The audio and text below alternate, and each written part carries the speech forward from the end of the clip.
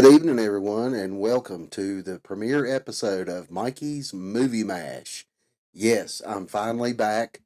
I'd been sick there for a while, for at least a couple weeks, fighting something off. It affected my COPD and everything.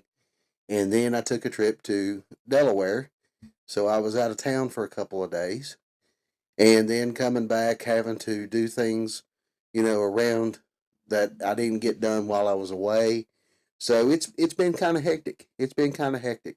But I'm glad to be back and start making these videos again.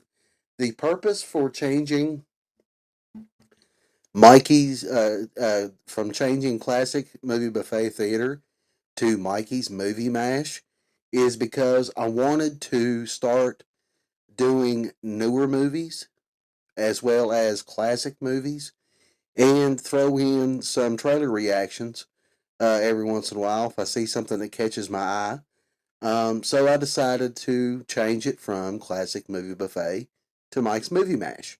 So, now, with that being said, we're going to get into tonight's film.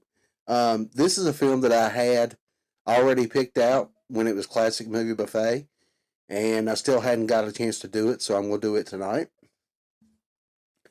And it was a film that came out on November 6th of 1992, and it was directed by Kevin Hooks. Now, he's directed such films as Fled from 1996. He also directed 1998's Black Dog with Patrick Swayze. I shouldn't drink apple juice. It gives me gas. You listen to me, Wes. One fart and you're walking. And he also directed the film Strictly Business from 1991. Now, I've seen Fled. I've seen Black Dog. I don't believe I've ever seen Strictly Business. Fled and Black Dog are two great action films. Fled starred, I think it was Lawrence Fishburne and Stephen Baldwin. And of course, Black Dog starred Patrick Swayze, Randy Travis, and Meatloaf. Those two films are great films. The film we're going to talk about tonight is called Passenger 57, and it stars the great Wesley Snipes, who plays the character of John Cutter, and he's also played in such films as Blade from 1998. He also starred in Major League from 1989. Every time I see you hit one in the air, you owe me 20 push-ups. No problem. And he also starred in Wildcats in 1986. Now, it's been so long since I've seen Wildcats. It's a comedy film, and it's a football film, if I'm not mistaken, if I remember correctly. But Blade and Major League are two great films. I enjoy both those films. It's been so long since I've seen Wildcats, I want to go back and rewatch it. And the film also stars the great Bruce Payne, who plays the character of Charles Rain, and he's also played in such films as Full Eclipse from 1993, and that was with Mario Van Peebles. It was a great werewolf flick, very good werewolf flick. He also starred in Highlander Endgame in 2000, and of course he also played in Warlock 3, The End of Innocence, and that came out in 1999. I have brought her to you, my prince.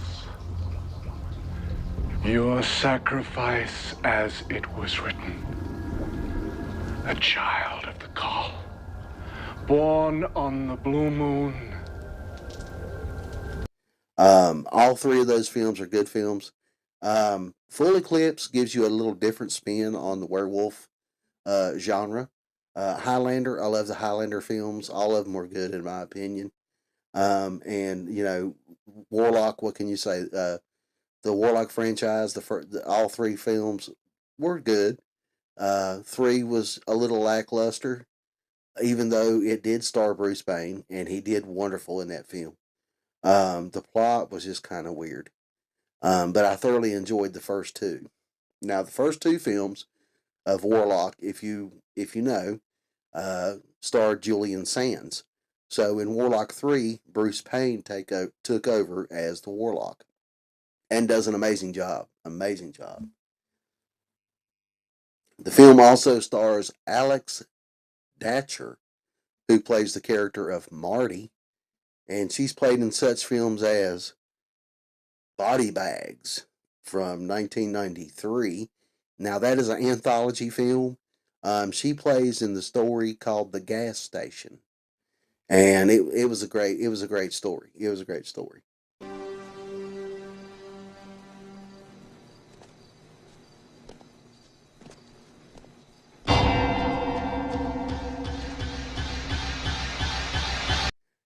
She also played in Jury Duty from 1995, and that was with Pauly Shore. Great comedy. And then she returned in 1995 to play in The Expert with the great Jeff Speakman. That movie was, he was all right. Jeff Speakman was fantastic in that movie. Excuse me. See what I mean? Jeff Speakman was good in that movie. I just didn't really care that much for the plot of it, but the action sequences in that film were great. Now, Passengers 57 had a budget of $15 million, and the worldwide gross for this film was $44,065,652. Not bad. It was, like I said, it was a great action film, starring Wesley Snipes. Wesley Snipes was big back then when this film came out. So, and it, of course, like I said, it had Bruce Payne in it. It has a great cast to it. So I'm not surprised it did really well. They promoted it really well. The plot for this film is airline security specialist John Cutter, finally returning to the job after his wife's death, finds himself in the middle of a hijacking by terrorists led by the notorious international criminal Charles Rain. All right, that being said, let's check out the trailer for Passenger 57. Roll it. Ramsey wants me to hire the best person available to head up the counterterrorism unit. That person happens to be you. Well, I don't want that responsibility. You gotta get off the sidelines, you gotta get back into this game. They finally captured the world's most dangerous hijacker. Now, they're bringing him back for trial on a plane. Notify my people. They'll know what to do. That was their first mistake. Once again, Charles Rain is in control. And how do you like your sirloin, sir? Bloody. But there's just one thing he didn't count on. 55, 56, 57. Passenger 57. I watch your show all the time. My show? Never miss it. Woo, woo, woo. Who's in charge? I am. Once again, who's in charge? You are. Wesley Snipes. No, this is not happening. You, back to your seat. All right, please. His name's John Cutter. He's airline security. Tell me you're good at this. I'm the best. Plan not working out the way you want it? Don't flatter yourself, Cutter. One way or the other, we're going down. No, just chill out. I'm one of the good guys.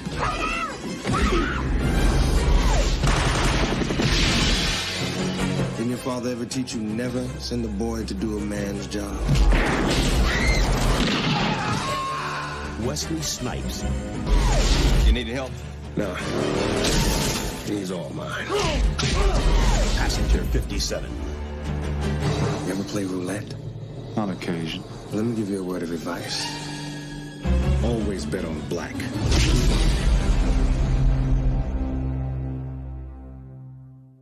All right, that was a trailer for Passenger 57 starring Wesley Snipes. This is a very underrated action film. Although there isn't much to the storyline, there's enough action combined with some awesome performances from Snipes and Payne to keep one entertained from start to finish. The film offers really nothing to the action genre. It does offer, however, a lot of fast-paced chaos, explosions, and some uh, very entertaining hand-to-hand combat skills by Wesley Snipes. Bruce Payne is brilliant as the mentally unstable villain Charles Rain. Payne has the great ability to switch from being a very calm yet very volatile villain at the blink of an eye, much like Christopher Walken, Jack Nicholson, and Anthony Hopkins, just to name a few. He's very good. He's very good at that.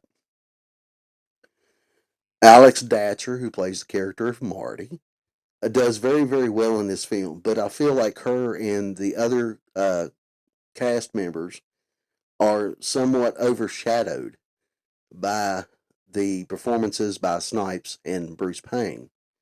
You do not have to search for any type of hidden meaning or a moral message. You just have to sit back and enjoy the ride in this film. This is a terrific and exciting action thriller with a great finale. Fans of the action genre and or Wesley Snipes will take pleasure in all the action, one-liners, just the whole film in general. Definitely one of my absolute faves. There's a lot of one-liners in here. There's a sheriff in the film that comes in. I don't know. I think he was a sheriff. He was either the sheriff or he was airline security. He might have been airline security. I'm not sure. I think he was a sheriff. And I don't know his name right off the bat, but he does an amazing job in this film. He's very funny with his lines, and the banter between him and Snipes is very well done. Very well done. It's a great film if you have not seen this film. It's definitely worth a watch especially if you're a fan of the martial arts and a fan of Wesley Snipes. But I enjoy it mainly not only for the action in this film. I like the hand to hand. I like the martial arts type stuff. But Bruce Payne, I can't say enough about this guy. Bruce Payne is fantastic in this film. He plays the role, like I said, very calmly, but still yet volatile. He was a great addition to the cast. A great addition to the cast. All right, so what we're going to do now is we're going to go ahead and we're going to jump into some trivia for the film. All right, here we go. Partially filmed in Central Florida, Wesley Snipes spoke at his former Orlando high school, Jones High, offering paid roles as extras to students with high grade point averages. The students that met this requirement were placed on a list and randomly selected and can be seen portraying attendees in a carnival scene as John Cutter searches the crowd in pursuit of the terrorists. That's pretty cool. Not only did they get to be in the film, but they had to have a particular grade point average, which promotes education in a way and kind of gives them something to strive for. Kind of gives them a reward for doing well in school. Everybody knows education is so important.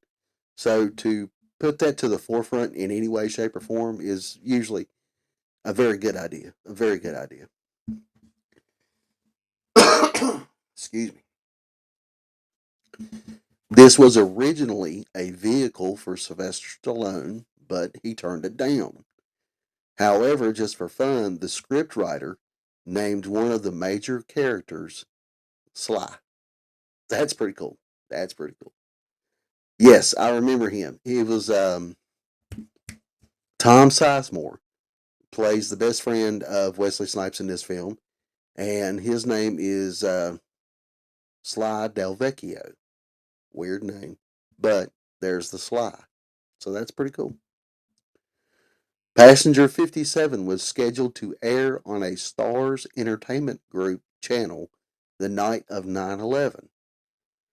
What with the themes of terrorism on a plane, the broadcast was obviously canceled. That's understandable. That's understandable. It's a good thing that they actually showed the respect that needed to be showed for what had happened. Such a tragedy that they didn't air that. Kudos to them for that. While on the plane, Snipes reads the book The Art of War. Snipes later starred in the film Art of War in 2000 that was loosely based on the book. I've seen Art of War. They came out with I think two other parts to Art of War, but Wesley Snipes did not play in. I don't think he played in the third one. I'm not sure if he did the second, but I know he didn't play in the third. I have not seen the other two sequels to that. I've only seen the first film, and I enjoyed that film very much. Very much. Let's see. The original draft of the screenplay set the action at night. It was changed to a daylight story setting to save money. Okay, that makes sense. I guess. I don't know. I don't know. I'm just speedballing here. All right. There were no stunt doubles used for the final fight between Cutter and Rain. Wesley Snipes and Bruce Payne insisted on doing the scenes themselves, despite protest from the producers. But director Kevin Hooks insisted as well. That's pretty cool to be able to do that. I don't think I know for sure that's probably not the first time that's ever happened. But I think it adds to the the realization in the film. It makes it more real. Um, so I can go with that. Like I said, I'm pretty sure that's not the first time that's ever happened, but it is pretty cool that they will actually let them go out and do that, on their own, especially if they really want to do it. So that's pretty cool. After a streak of hits with Warner Brothers at the start of his career, Passenger 57 was one of two 1992 releases that were offered to Steven Seagal by the studio. He could only do one, since both films were being shot simultaneously. He chose Under Siege instead. Under Siege is a great film. I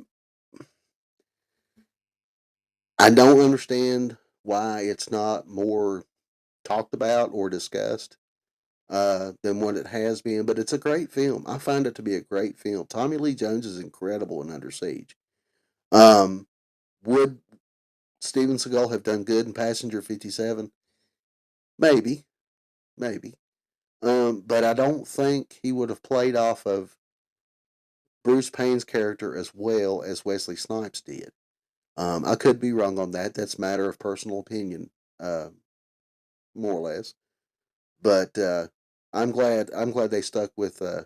I'm glad he passed on it and they gave Wesley Snipes a chance. That's a great film. Under Siege is a great film by all means. Um, but I just don't. I just like Passenger 57 better with Wesley Snipes.